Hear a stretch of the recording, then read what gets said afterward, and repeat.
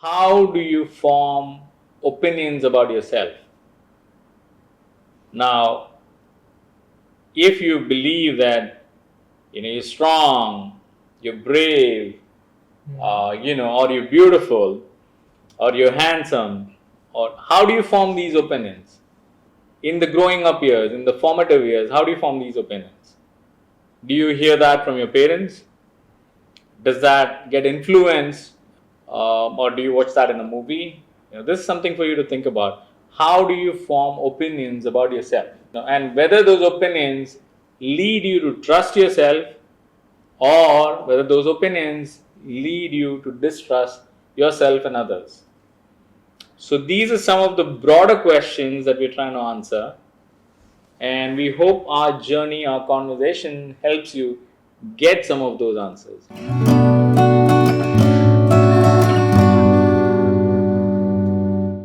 Welcome to Flow Goodness Podcast. Come and get some goodness. So today we're going to discuss about parenting and its impact on attachment styles. We had started these series on attachment styles. We have explored in the previous podcast about what is an attachment style, what are the types of attachment styles, and its impact on your relationships. So now we're getting into a little deep dive on parenting styles and its impact on your attachment styles.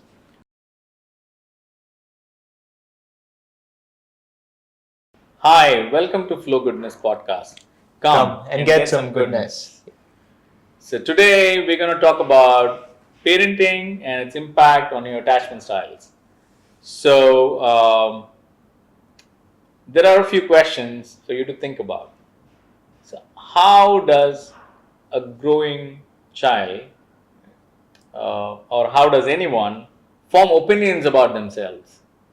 So I'm good, I'm brave, I'm strong, I'm handsome, I'm beautiful. Or I'm worthless, I'm destructive, I'm slow, I'm not creative enough. So how does someone form these opinions about themselves is one thing to think about. And although are those opinions constructive or are they destructive? Do those opinions help you? Do they help you build trust in yourself and in others, or do they help build distrust? So what we'll do is, Stephen, why don't you recap what we covered in the previous podcast? Sure. Yeah. So this is our second podcast on attachment styles.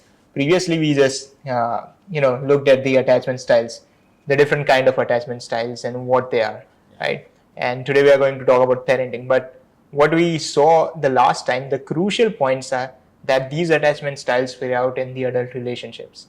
And though these attachment styles are formed during the childhood phase, it's also important to see that they can be changed, right? They are not set in stone.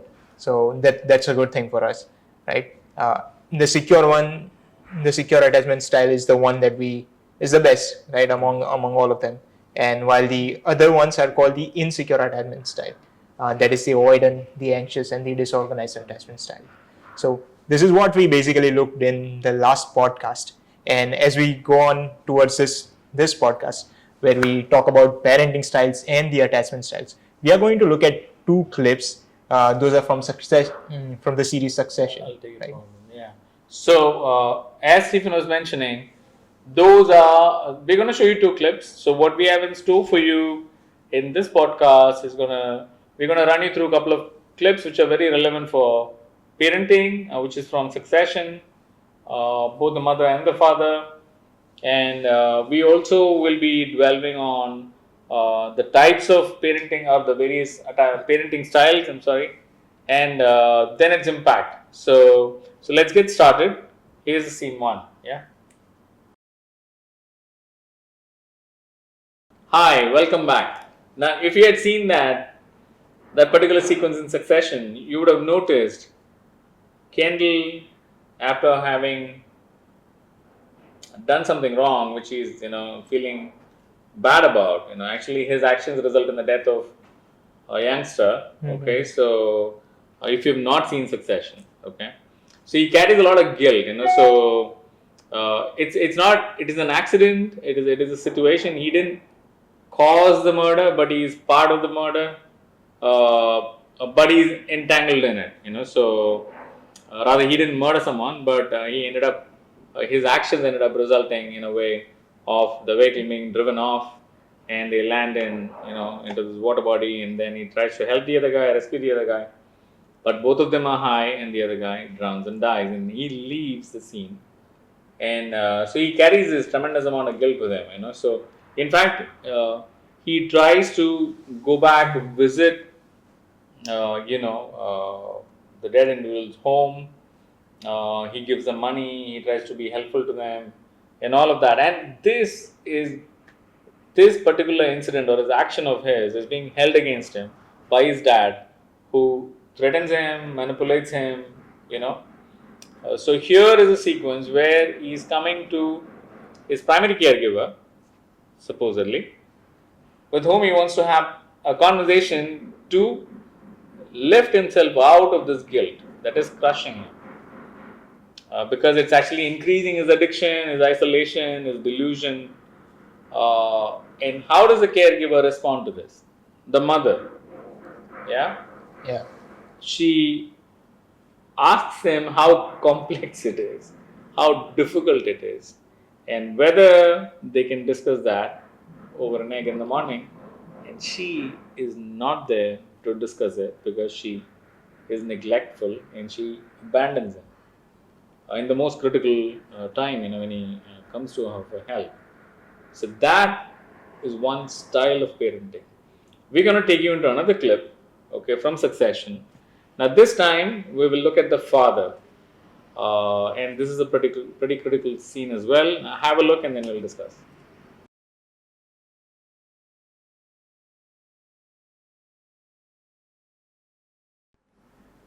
Yeah, hi, welcome back. If you have seen that sequence, this is from Succession. For those of you who have already seen this, you'll be able to relate to it better. But for those who have not seen it, there's a backstory to this. This is a classic situation of manipulation, okay, negligence, authoritarian parenting. So it's a combination of that negligent and authoritarian parenting in just in one sequence. And how together it forms a deadly cocktail of abandonment, distrust, and a whole lot of chaos in that situation as it played out in front of you. Now, there's a backstory to this. The father already, agrees, with his estranged wife about changing the terms of the contract. He organizes the sale of the company in the absence of his children. He avoids, and then he blames them for it. So this is a classic, toxic, high-level wrong parenting, in every sense of the word. Yes. So now, Stephen, why don't you take us through the types of parenting, and some of the attributes associated with it, and then let's look at parenting and its impact on attachment styles. Right. So there are generally 4 types of parenting, as we might usually know about it. So the authoritative, the permissive, the negligent, and the authoritarian parenting. So the ones that we looked at in the example are the negligent and the authoritarian parenting. So what happens in authoritative parenting, the parents are, they also set some rules, but they also give the child to freedom to, do things on their own. They have the freedom to fail and like freedom to do other things, but they are also bound by certain rules.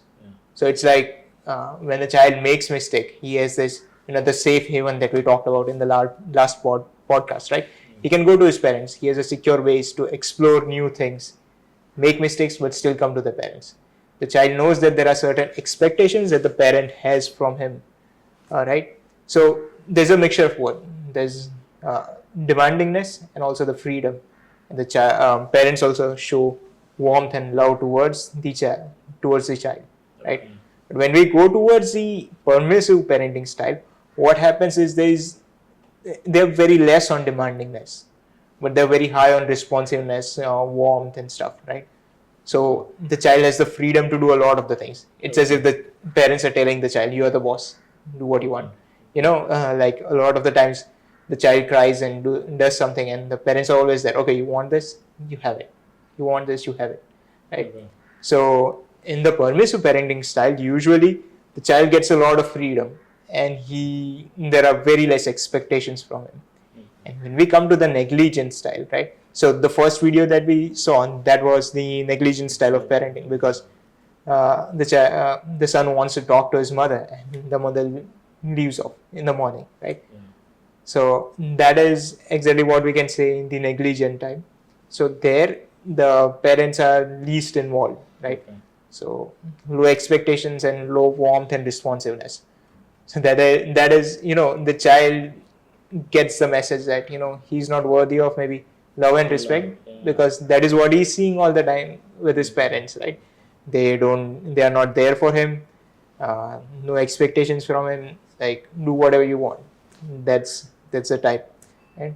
And the last one is the authoritarian one, right? When we talk about authoritarian parenting, it is high on expectations and like demands and stuff, right? And low on the warmth and love side.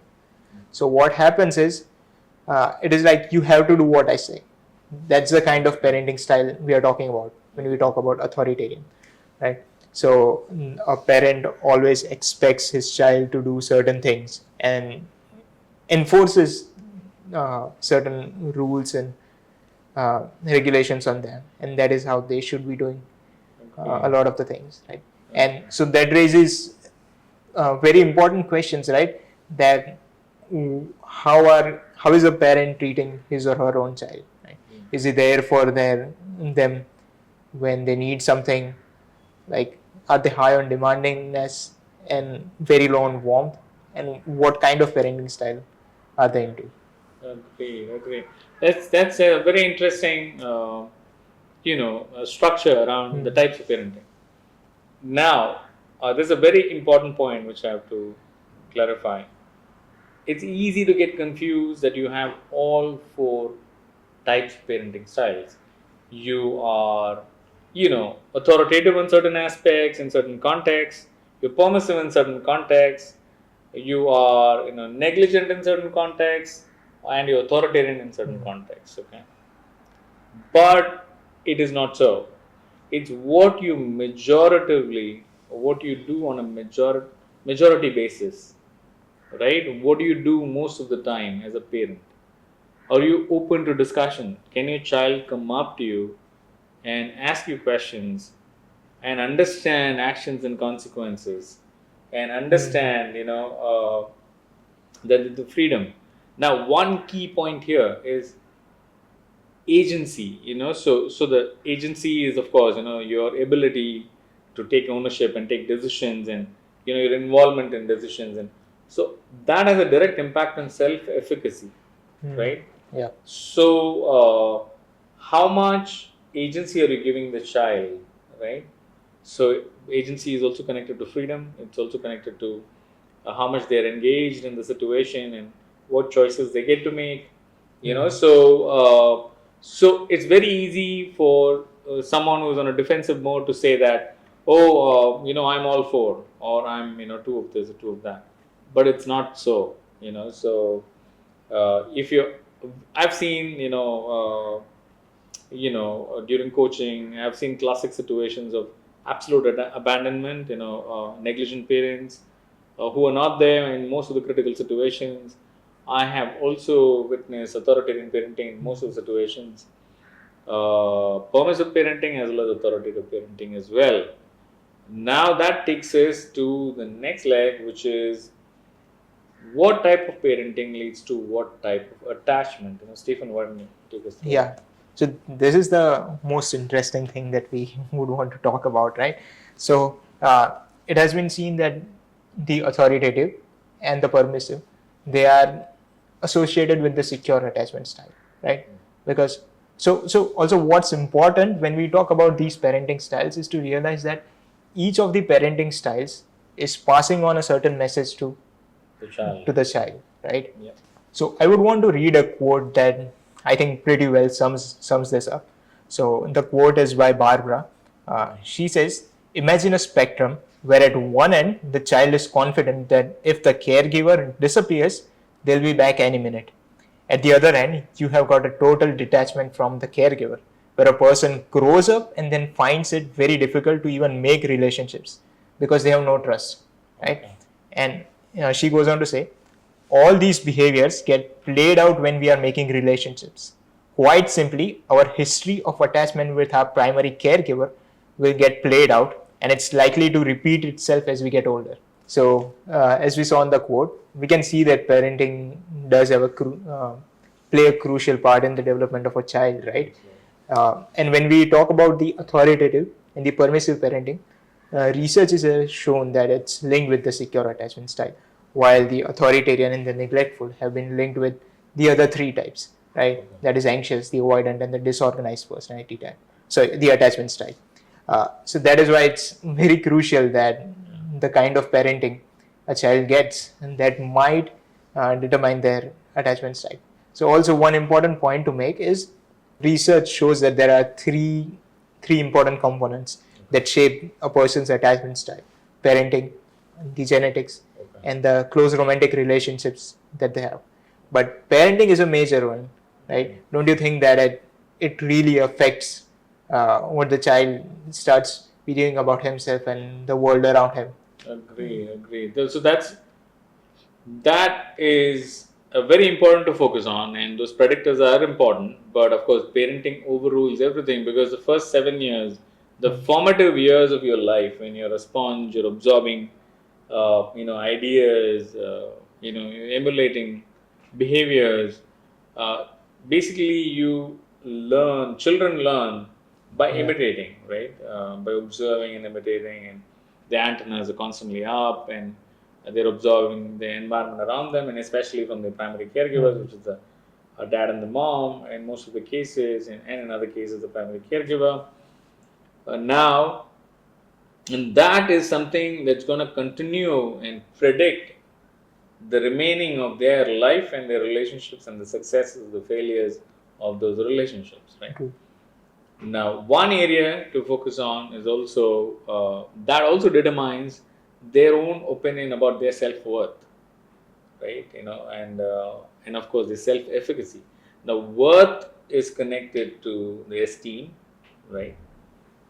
Self-respect, esteem, etc., and that can be poked pretty easily, right? And efficacy is connected to capabilities, their skills and their abilities. So when you encourage, a child by saying, so these are very critical in terms of statements. So when you encourage a child by saying that, oh, you got to be proud of yourself, and that is vanity, right? And that is directly linked to esteem. Now, esteem comes from this image that you're building, right? On connected to birth, connected to wealth, connected to all those things which could which can easily be broken down. Now, efficacy on the other hand is about skills. You're a good decision maker. You're a helpful person. You get it? So, you understood that really well, and you know, these are words of appreciation, but then they're also forming and shaping opinions of themselves and their character building in a way. So all those elements that you want to bring in, now the words or the statements, you're worthless. Is like a very, very, I think probably the most destructive statement. You're useless, you're slow, you don't learn things fast enough, you're not, you complain all the time, you're ungrateful, you're this, you're that, you're that.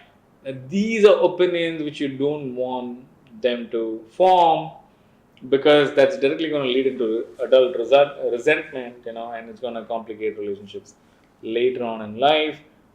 27 Indian research, 27% of the people interviewed have explained that they have estrangement with their parents as they grown up, estrangement in relationships, adult relationships, and also India is home to 13 million single mothers. or a single parent situation, single parent households. So it's not alien to the situation that we're talking about. Okay, all of these are the seeds of what it is going to be longer term, how successful or unsuccessful you're going to be in relationships, are laid in your early childhood, and that early childhood is structured or influenced in a majority fashion by parenting styles. So from those parenting styles you develop the attachment styles, and from those attachment styles you go on to develop your further relationships, which are successful or unsuccessful relationships, and depending on how you define your subjective success. Okay. Yes. And one other critical area before we close this out, I want to focus on, again, getting you back to the succession scenes as well. Are situations of guilt, situations of shame and self-worth. The when they should add other types of parenting to the table. Manipulative parenting is one. So of course, the trending helicopter parenting, tiger parenting, also conscious parenting, which has been pretty trendy. So of course, and it's very useful as well, in terms of focusing on that. So there are, beyond these four, classic types of parenting, there are other styles as well, and but the importance can never be reduced. So in terms of instilling guilt in the child, so general yardstick of managing a child's behavior is by the carrot and stick model. You reward good behavior, and you use a stick when there's bad behavior. So that's in that, what words you use, what statements you use has a huge influence on how the child sees themselves. So if the child does something wrong, and you tell them that what you did is wrong, that action is wrong. When you tell them you are wrong, which means you're instilling shame in them. You should be ashamed that you did this, or you should feel guilty that you did this and don't do this again. Like, guilt seeks punishment and liberation. Shame seeks destruction and death. So we will have a separate session on guilt and shame itself on another podcast. But for now, our main takeaways are, parenting styles are very critical. Parenting styles have a big influence on your attachment styles, and your attachment styles have a big influence on your future life. So thanks for listening, and we will move ahead to the next topic. Thank you.